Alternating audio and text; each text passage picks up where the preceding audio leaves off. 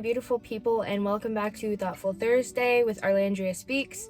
This is episode 5 of Thoughtful Thursday, and I just wanted to welcome you guys back. I hope you've been enjoying your week. I hope you enjoyed the Super Bowl. I did not because the Eagles didn't win, but it's fine. Shout out to the Chiefs. But yeah, welcome back, and I'm so excited to talk to you guys about the Mastery of Love. We're gonna finish chapter 1 and get into chapter 2 today. Before we get into that, I do want to have a little side tangent / life update to get you guys in on knowing more about my life and how you can relate it to yours. The first thing I want to say is that you can never be perfect. You can never be perfect. There is no perfection. It's impossible to be the perfect human being. We're all human. We're all gonna fuck up. We're all gonna make mistakes. And that's just a part of life, and that's a part of learning and growing. And I also want to add in there that we're gonna have bad days. I want to add that too, that bad days are okay and they are fully acceptable, because part of being human is not always being happy. That's part of it. You're not always going to have a really good day. Every day is not going to be the same, and you're always going to face challenges every single day. As much as I preach about being positive and having a good mindset and manifesting the most positive things that you can in your life, sometimes you can't avoid negative things and they happen anyway.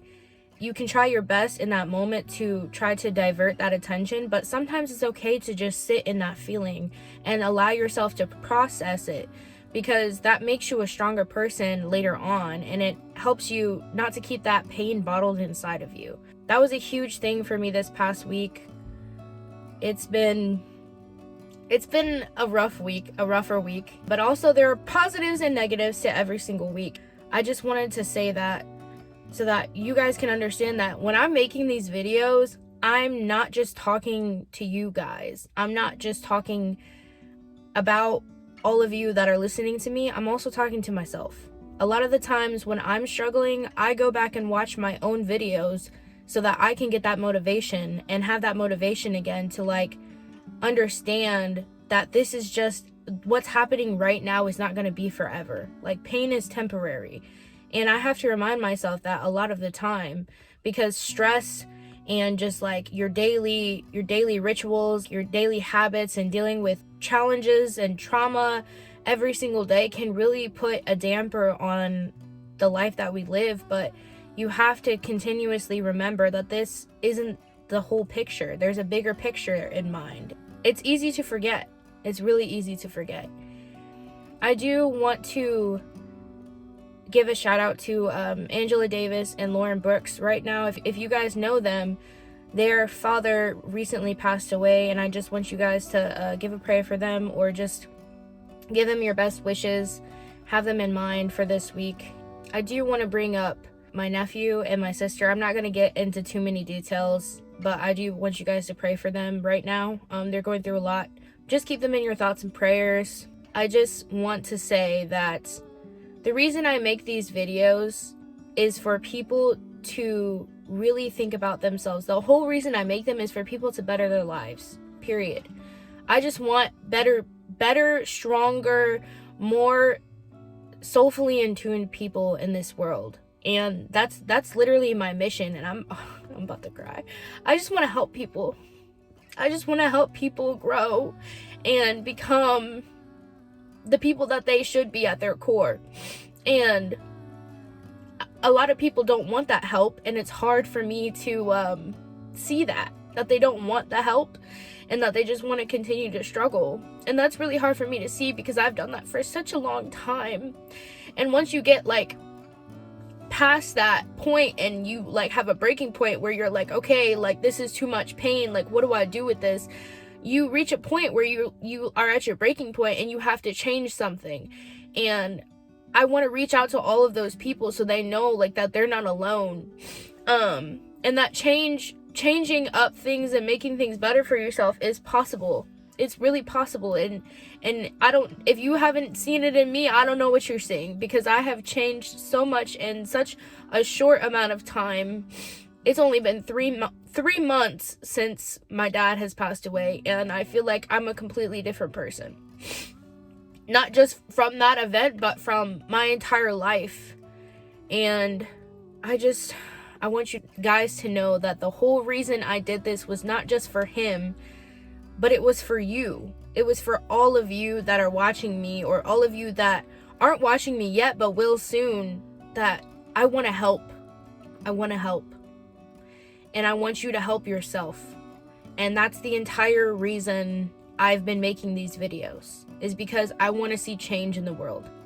And if you want to see change in the world, you have to change yourself. And that's what I'm doing. So I just wanted to say that really quick. I'm sorry I got emotional. It's just, it touches my heart. So life update.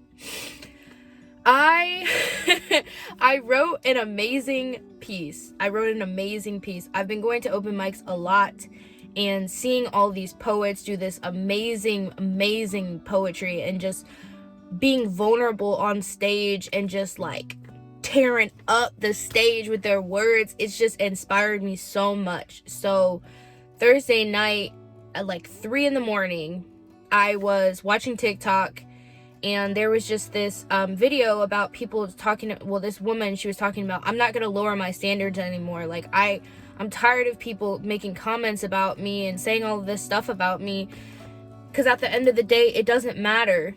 It matters what I think. And I'm like, oh my gosh, she's so right. And I've struggled with that for so many years, with people pleasing, constantly trying to please everybody. But you can't please everybody. It's not possible. And you just really just drain all of your energy, and you're not ever happy with yourself when you do that, because you're not being who you truly are. So it touched my heart. I wrote a piece, and I'm gonna post it probably today, which is Wednesday. Today's Wednesday for me, but you'll see it before you see this video. And if you don't, I will put the link for the video down in the description box below. But it's like a groundbreaking piece. Like, it's groundbreaking for me, at least. I feel like it would touch so many people's hearts and get them to see, like, oh my gosh, what I'm doing isn't making me happy.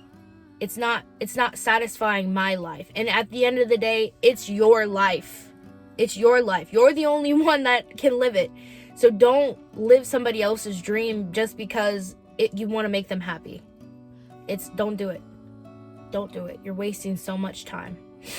But anyway, after I wrote that piece, I was like so excited. I was like, oh my gosh, I'm going to memorize this piece and I'm going to perform it on Saturday, because there was an open mic. And I tried to memorize it in a day, and I did. But as soon as I got on that stage, I got halfway through, and all the words left me. All of them. And I've never choked at an event before, ever. So the feeling of like being on stage and forgetting all my words, because I was overthinking it so much and I wasn't performing it, I was thinking about the words. I was trying to think 2 steps ahead, and thinking and performing is not possible. At least for me, it's not possible. I can't do it. So I choked, and I was super disappointed in myself, and I left immediately afterwards because I was so upset, and it discouraged me. Like, as soon as it happened, I was like, I'm never performing again. I'm never performing again, because this was supposed to be my best piece, and I ruined it. And like I said, we are human. I'm human. Everybody's human. So that was my initial thought. But I talked on the phone to a friend. Well, I call her my mom. But she was like, don't let that discourage you. She's like, everybody messes up. Everybody. Even people who are famous, actresses, actors. You know how many times they have takes? People perform on stage and they mess up all the time. And I'm like, oh my gosh, she's right. And I had to see it from that point of view as like a learning lesson, to not overthink my pieces, but to really feel them in the moment. And on Monday, I performed it again, and my brother came, and it was such a redemption for me. And it was such a wave of like peace that overflowed me. And I was really excited about that. This video is probably going to be a bit longer. I'm sorry, guys. I have so much to share. Okay. So that was really good, and I redeemed myself. And I finally, like, I felt the energy flow throughout me, and I just, like, I want to perform that piece every time I get on stage at this point, like, because I love it so much. So please check it out in the description box below. Thank you. Anyway, the Super Bowl was really hard for me. The Super Bowl was hard for me. If you guys don't know, my dad is a hardcore Eagles fan, and it was the Eagles versus the Chiefs, if you didn't watch it. And I was supposed to go to my sister's house. I was supposed to go to a party with my brother. So I did end up going to my sister's. But then I just felt this, like, this weight, this cloud come over me. This, like, just wave, this cloud, this horrible, like, just depressed mood. Because last year I was with him, and it was the Bengals versus somebody else. I don't remember. I think it was the Chiefs too. I'm not sure. Don't roast me in the comments.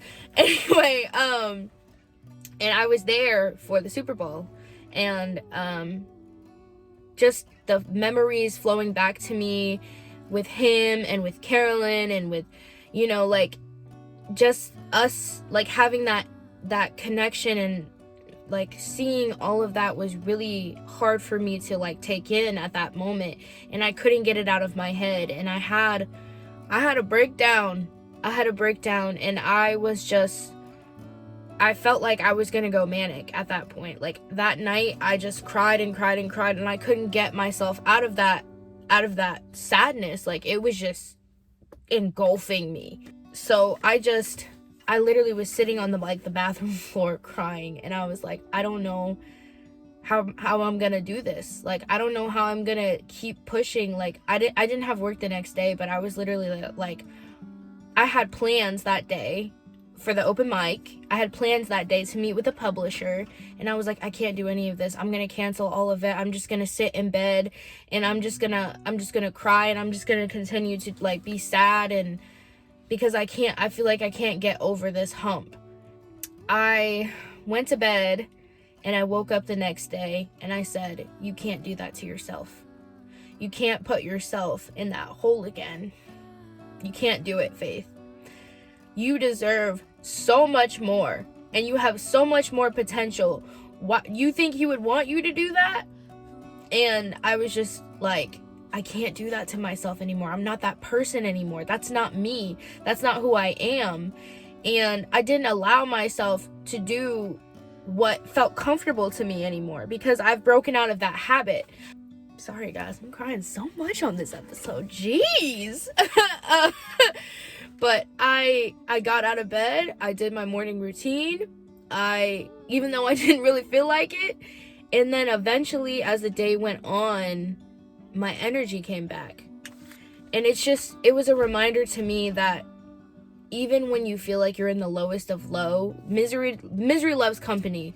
So I wanted to stay in that place, but my higher self, the higher version of me, was like, you don't want to do that. That's stupid. Look how far you've come. You really want to go back to the person that you were? And I was like, you're right. I don't. Yeah. So I continued out my day, and I was supposed to meet with a publisher that day, and I did. Shout out to Teach/James, if you guys know him. I met with him, and I had a long conversation with him about publishing my poetry book, because I've been having it on the back front for like 6 years. I told you guys this in the last update. And I finally decided to have a meeting to, like, put that work in. And guys, I am publishing Beautifully Scarred. It is official. I am officially publishing Beautifully Scarred. And I am so freaking excited. I actually had 86 poems, which was way more than he needed. So I am literally, like, you don't understand how much this means to me. I am so proud of myself for getting to this point, for taking action when it felt like everything was falling apart, and just being the person that I've always known I should be. It's so exciting. So the book's probably going to be out, published, probably by September or November. So I'll keep you guys updated. Just keep an ear on it, and I'll let you guys know the dates and everything. It is official. So get your money ready, because I can't wait, and I can't wait for you guys to read what I have have written for so long. Like, I'm so excited. You don't even understand. I'm so excited. I'm just so excited to see my words in print, copyrighted, in print. It's crazy. It's happening. I'm doing it. That means that you guys can do it just as much as I can. If you want to write, but like in any type of way, like, don't be scared. Like, I was so afraid. Like, I was like, oh my gosh, I don't have enough work, so I can't do it. I just kept making excuses. I don't have enough work. It's not good enough. I don't know how to publish anything. I don't know any knowledge about it. I don't have a college degree in writing. I can't do it because of this. I can't do it because of that. I don't have enough money right now. And I gave myself so many of these limiting beliefs, and it stopped me from doing what I've known I've always should have done for God knows how long.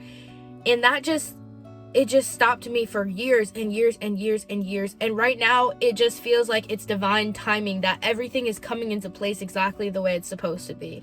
So don't let those excuses stop you in any type of way, in your career, in your weight loss journey, your health journey, in your love life. Don't let those limiting beliefs stop you, because you can get everything you want. I promise you, because it's happening for me. If it can happen for me, it can happen for you. We all have the same power. Okay, I'm super sorry about that long update. We're gonna get into the book. The Mastery of Love. So the part I stopped at was about taking things personally. That's where we stopped. I don't know if I've mentioned this already. I'm pretty sure I have. If you guys want to get more into the book, you're gonna have to buy it, like I said before in the last video a few times. Because I do just go over the highlighted parts that I feel like are super important to touch on. And the entire book in itself is it's a freaking treat. So treat yourself. Get you this book. It's $10. Alright. This is the part that I wanted to start at. We domesticate humans the same way we domesticate a dog or any other animal, with punishment and reward. This is perfectly normal. What we call education is nothing but domestication of the human being. Ooh, that's nasty. It's domestication of the human being. We domesticate ourselves. Just run with it. We are afraid to be punished, but later we are also afraid of not getting reward, of not being good enough for mom and dad, sibling, or teacher. The need to be accepted is born. The fear of not getting the reward becomes the fear of rejection. The fear of not being good enough for someone else is what makes us try to change, what makes us create an image. Then we try to project that image according to what they want us to be, just to be accepted, just to have the reward. And to touch on this is exactly what the piece is about that I wrote. So like I said again, go look at the piece. It's down below. Click on the link. But a lot of the time people really struggle with that. They become like a version of themselves, like with different people. Like I've already mentioned this before. I became like, I would be this person in front of this person, or I would have to act this way in front of this person. And it really like took a toll on my energy. And I was like, why am I acting different when it comes to different people? Like, why am I doing that? And it was because I was afraid that they wouldn't like the person that I truly was to my core. And you can't do that. You don't have to apologize for being yourself. Ooh, I like that.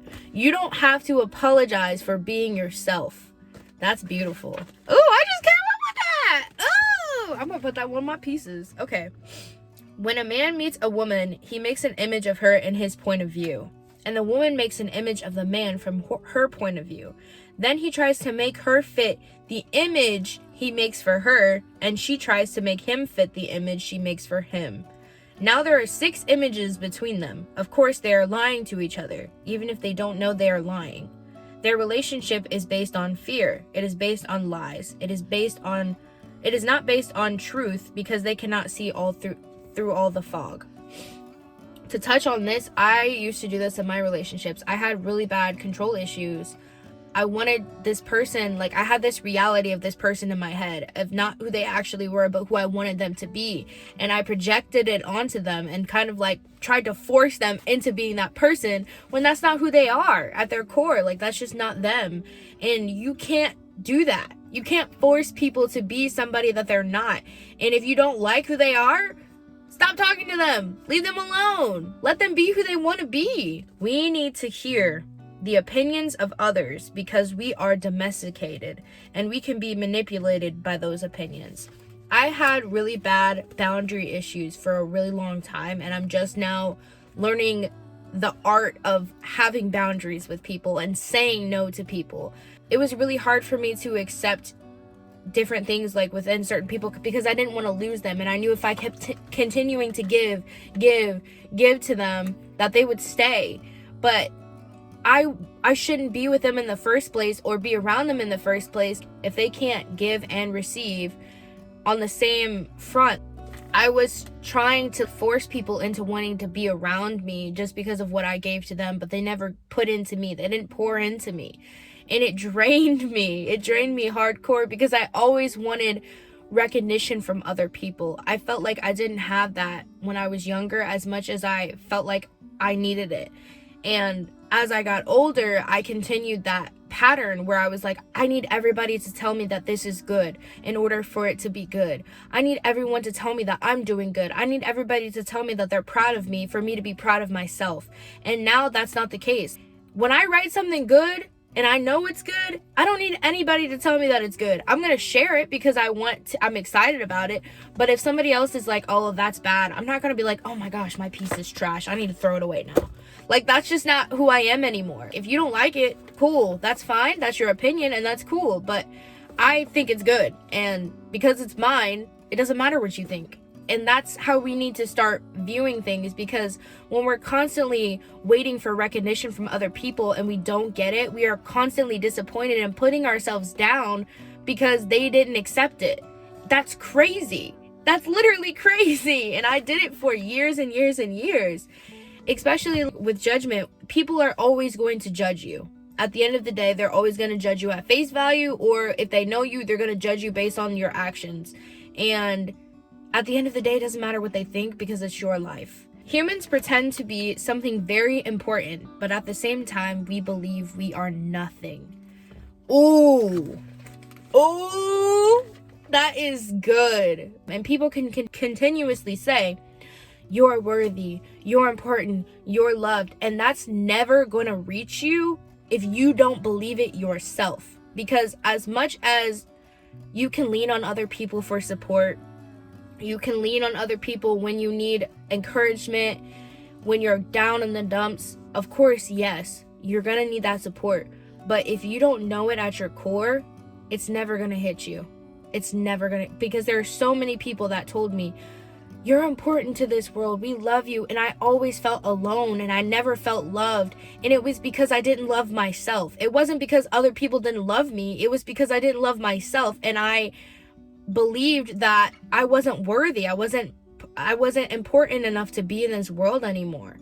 And even though other people didn't agree with what I had to say, I truly believed it. I truly believed it. When you truly believe something, it becomes a reality to you. And that's what it was for me. I truly believed that I wasn't anything and I didn't deserve anything. And that's exactly what happened. I attempted so many times. We are getting into chapter 2. Yes. It's called The Loss of Innocence. Humans by nature are very sensitive beings. We are so emotional because we perceive everything with the emotional body. Emotional body has a component like an alarm system to let us know when something is wrong. The alarm system for the emotional body is fear. When we feel fear, it's because there is something wrong. Perhaps we are in the danger of losing our life. So, in reference to this, that's why a lot of the times when you feel fear for something, or if you're afraid of something, anything really, like for me, I was afraid that people would constantly judge me, or I was afraid I wouldn't be able to live up to my potential of the writer that I knew I could be. I ran away from it. And I talked about this before. Because you fear that so heavily, our initial reaction, our jerk reaction is to run, or to get away from it, or to fight it, or whatever your survival instinct is. That's normally what you do when you're afraid. But the thing is, when you are afraid, when you're fearful of something, you should run towards it. And I'm learning this every single day. Every single day. Even with the open mic that just happened, I was afraid. And I was like, oh, I'm discouraged now. I'm just not going to do it anymore. I can't do it anymore because I'm scared that I'm going to mess up again. And I literally just performed on Monday and faced my fear. And I performed beautifully. So you have to start facing your fears. We learn to be emotional according to the emotional energy in our home and our personal reaction to that energy. When our parents are constantly fighting, when there is disharmony, disrespect, and lies, we learn the emotional way of being like them. Even if they tell us not to be that way and not to lie, the emotional energy of our parents, of our entire family, will make us perceive the world in a similar way. When you're growing up, we always have this perception. Everybody who grows up in a different way is going to be a different person or experience life differently. Because when you see through one lens, you only see through one lens. So if you only see bad things happening, life going to shit, your parents are fighting, everything, like you see people dying, all of this stuff, you're going to see life in that lens because that's the only thing you've experienced. So you're like, oh my gosh, life is just terrible. It's terrible. But when you start opening up your mind to be able to interpret things differently or perceive things differently, then you will start seeing positive things start to happen. Like when I changed my lens to life doesn't always have to be this bad. Like it's not bad, it's good. There's a balance between the two.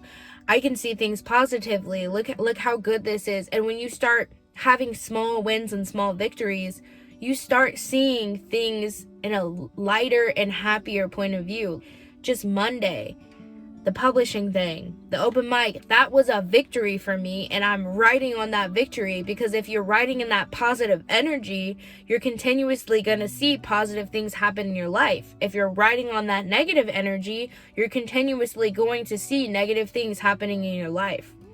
With each fear, you learn to defend yourself, but not the way you did before domestication. When you would defend yourself and just keep playing like when you were a child. But as you grow older, you change your ways. Now there is something inside the wound that at first is not a big problem. It's called emotional poison. Over time, these incidents and interactions let us know it's not safe to be who we really are. Of course, this will vary in intensity with each human according to his intelligence and education. So if you're a kid and you're like a bigger kid, or you just like have a little bit more weight on you, like I was a chubby kid, and I had a few instances where people would talk about my weight and I was a child and I would hear adults talking about it. That starts to affect you slowly. If it continues to happen, then you like start thinking about your weight. You're like, oh my gosh, and like, what's wrong with me? You know what I mean? And that continues on as you're an adult because you're still struggling with body image. It's crazy how much your childhood can affect your adult life and the rest of your life. It says the domestication can be so strong and the wound so deep that you can even be afraid to speak. Humans use fear to domesticate humans, and our fear increases with each experience of injustice. Let's take an example of an ordinary couple. For whatever reason, the wife is mad. She has a lot of emotional poison from an injustice that comes from her husband. The husband is not home, but she remembers that injustice and the poison is growing inside. When the husband comes home, the first thing she wants to do is hook his attention, because once she hooks his attention, all the poison can go to her husband and she can feel the relief. As soon as she tells him how bad he is, how stupid or how unfair he is, that poison she has inside her is transferred to the husband. If you look at this interaction, you will see that they are touching each other's wounds and playing ping pong with emotional poison. So it's basically like you're trying to project your fear onto other people, and then they try to project their fear or poison or whatever onto you, and it's just going back and forth, and we're just exchanging poison to each other, which is terrible. It says this is often how humans relate to each other. Dang. Usually we release the poison with the person we think is responsible for the injustice. But if that person is so powerful that we cannot send it to him, we don't care who we send it to. We send it to the little ones who have no defense against us. And this is how abusive relationships are formed. Usually, like, if something happened previously in your childhood where you feel like somebody treated you a certain way and you feel like you can't get even with them, you just project that injustice onto whoever you feel like is weaker than you. And that is so terrible. That really made me think about things with my life. Like, do I do that? Do I project my fear or my trauma or my injustice onto other people? And it says we have the need to release the poison. And sometimes we don't just want justice, we just want release. We want peace. The more powerful we are, the easier it is to release the poison to the ones that cannot defend themselves. And this is how abusive relationships happen. Because these messed up things have happened to us, we don't know how to get that release out, so we just project it onto other people and expect them to take our pain. And that's not how it works. It says no one is guilty for being abusive, just as people on that imaginary planet are not guilty because their skin is sick. You are not guilty because you have the wounds infected with poison. I know this might touch and offend some people or just like trigger some people, because a lot of the times when people do really messed up things to other people, we don't know, like, we're like, what's wrong with them? I can't believe they could do something like that. But a lot of the time it's because something happened to them. Hurt people, and we can blame them for what they've done because of their reaction, but to know where it's coming from at the root makes you take it less personally. At least for me. Like, if somebody blows up on me, I've had this happen to me earlier this week. Somebody blew up on me and I couldn't take it personally. I couldn't take it seriously, because I know at the end of the day, that projection, that anger, it's not really directed towards me in that moment. Like, it's not really. It's just from previous pain or previous relationships, and it's what they already knew. So they were just like, I'm just gonna throw this on you. And I took it and I was just like, okay, I'm releasing it now because it has nothing to do with me. Sometimes you just have to do that with people.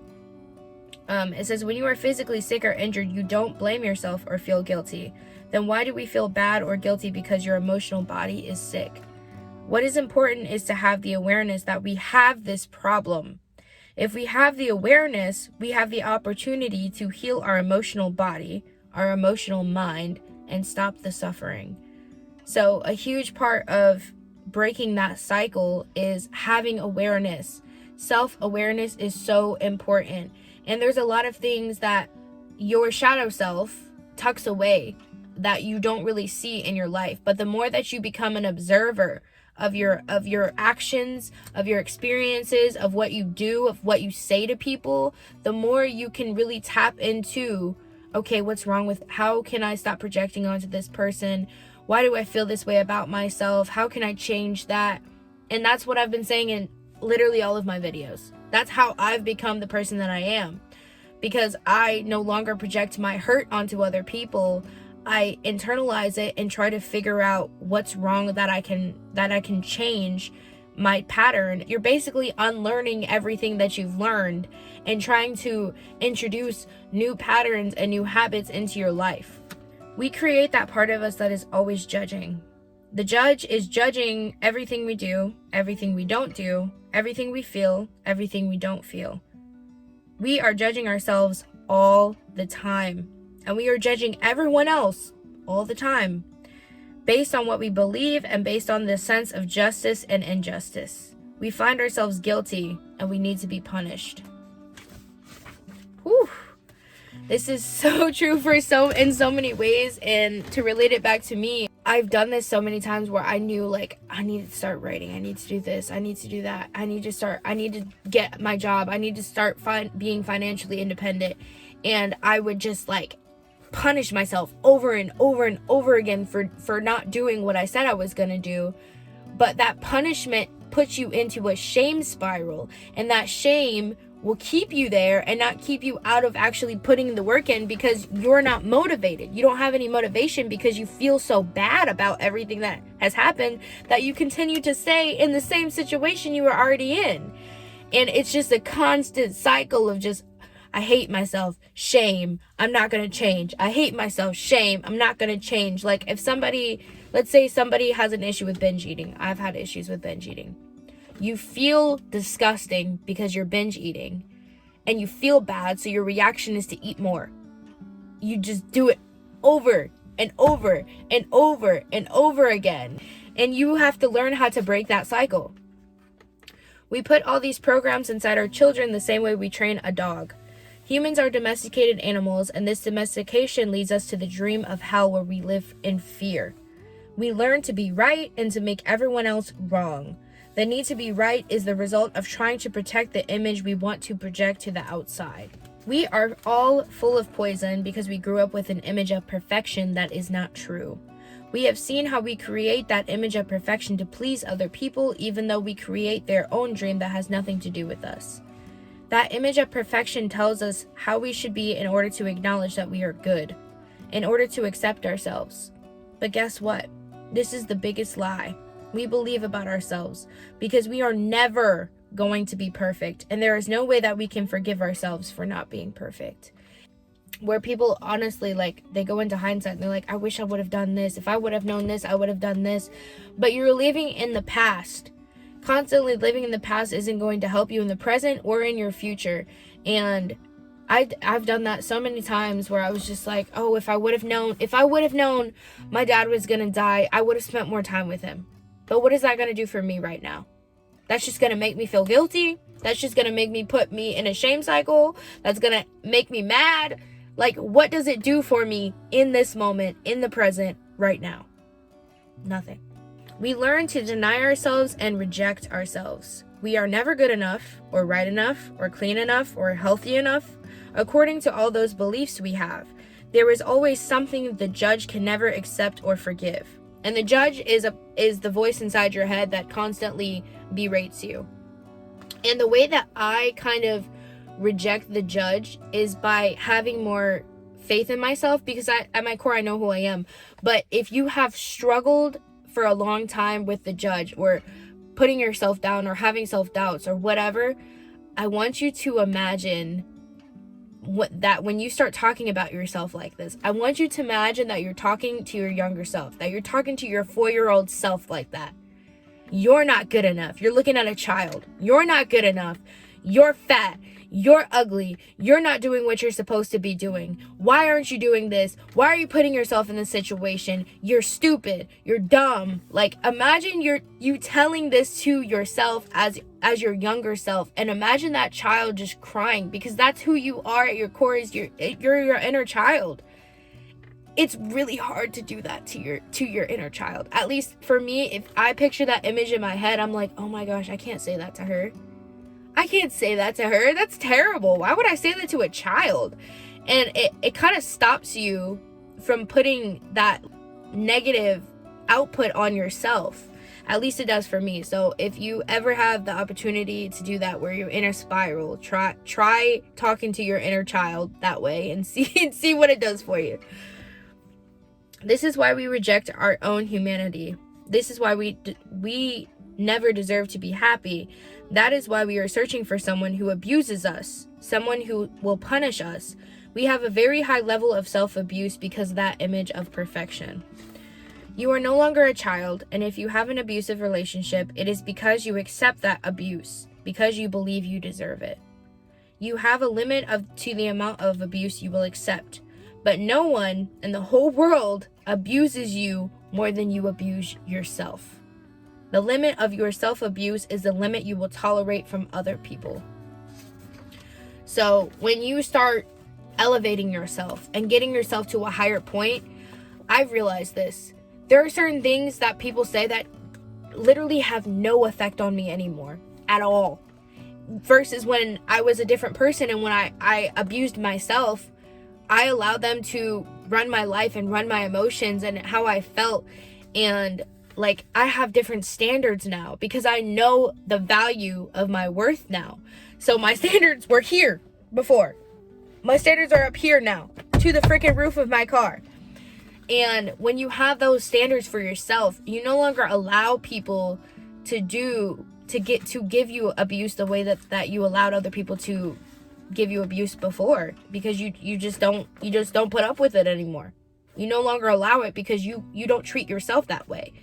Usually in a normal relationship in hell, it's about payment for an injustice. It's about getting even. I abuse you the way you need to be abused, and you abuse me the way I need to be abused. We have a good equilibrium. It works. Energy attracts the same kind of energy, the same vibration. I'm going to stop there because this is so important. When your vibration and your energy levels are higher, you're going to meet people at a higher vibration that have the same vibration as you. So you're going to start attracting more people at whatever vibration you are. That's what you're going to attract. And for me, I'm single. So I'm like, I need to continuously work on myself because the person that I want, my standards are here. The person I want is up here. So I have to meet them at that level if I want to get that person. Like, that's just what you have to do in order to attract that person. And I don't know if you've noticed, but like anytime you attract certain people, you don't like certain things about them, but that's really what you don't like about yourself. Like when I was desperate to be in love or desperate to want somebody to want me, that's usually what I found. I found somebody who just wanted someone, just the way I wanted someone, and we just made it work because we just didn't want to be by ourselves. And it worked that way because we were attracting the same energy. Like attracts like. If someone comes to you and says, "Oh, I am so abused," and you ask, "Why do you stay there?" He doesn't even know why. The truth is, he needs that abuse because it is the way that he punishes himself. Life brings to you exactly what you need. There is perfect justice in hell. There is nothing to blame. If you open your eyes and see what is around you, it's exactly what you need to clean your poison, to heal your wounds, to accept yourself, and get out of hell. And that is the end of chapter 2.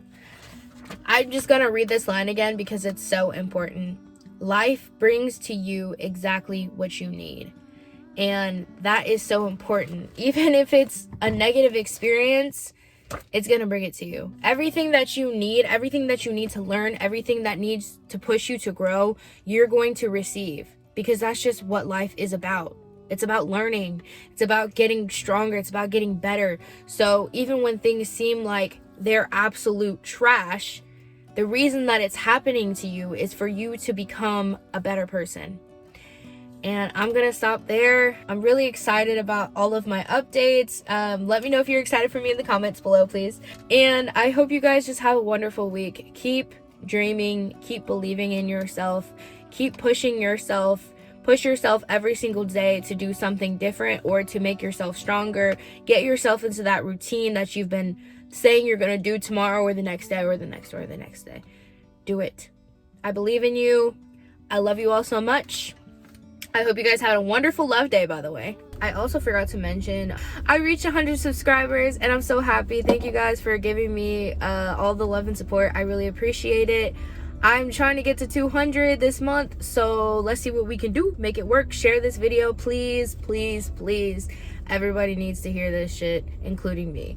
So, and I didn't mean to make that rhyme, but it happened.